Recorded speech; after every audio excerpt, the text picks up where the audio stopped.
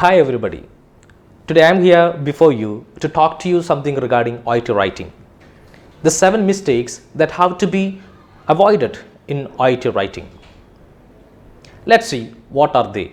The first point I would like to give you is not utilizing the time, or the first mistake that you should avoid is not utilizing the reading time. You know that a writing task is for 45 minutes. The initial 5 minutes is given to read the case note very well. It's very important to understand the writing task and utilize the 5 minutes to know the settings, case note, disease condition, to whom you write. That's very important, and you must utilize the first 5 minutes very carefully. Let me give you the second point. That's very important. As you see here, focus on grammar and punctuation. We know that grammar is the backbone of all the languages, and you write the writing task. The formal letter is in English, where English grammar is very well assessed. As grammar plays a vital role, punctuation also plays a crucial role in your writing. You might have heard a comma can kill a person. So once you place a comma or some other punctuations misplaced, the entire meaning is going to be changed. Or if you don't use properly, then also the meaning of the sentence changes drastically. So the grammar and punctuation is very well assessed, and you need to know to place grammar and punctuation properly. The third point I give you is avoid high sound words. You know that your writing must be very simple, not using bombastic English words. Some candidates have a wrong idea that using high sound words would plead or give an impression to the examiner. That's really no. Use simple words where the reader or the examiner can understand what the situation is.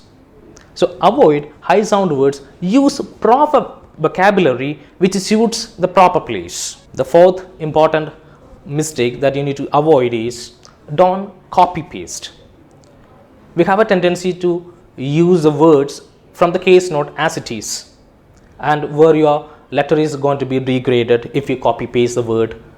You have to paraphrase each and every word that you see or that you come across in your case note.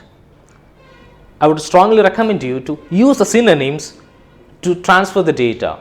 Don't just transfer the data from the case note as it is.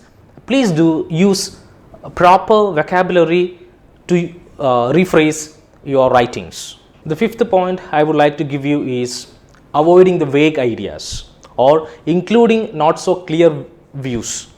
Avoid this kind of not clear ideas. Be specific and be clear about the situations and conditions that you write about. This problem mostly seen in discharge plan. Once you render your discharge plan, you will have kind of confusion.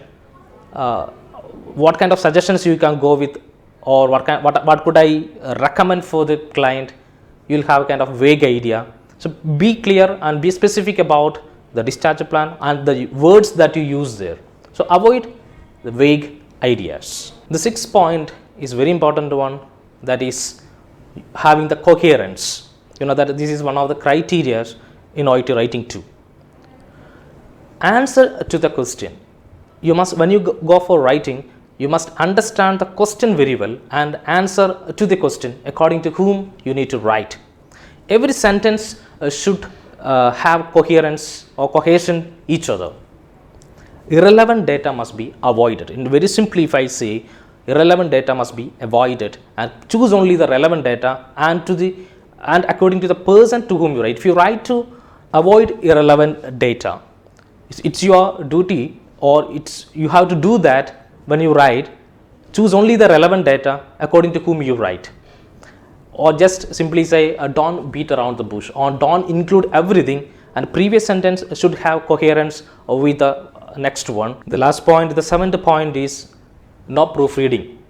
You know that once you write the letter, towards the end you must read and see if you commit any kind of mistake in writing. So proofreading is very important. You yourself can rectify some mistakes and you can correct it. So rather before reaching to the examiner, if you can correct, it would be better. before submitting your writing. So I would say all these 7 mistakes should be avoided from your writing so that you get a B in your or above B in your writing. Thank you.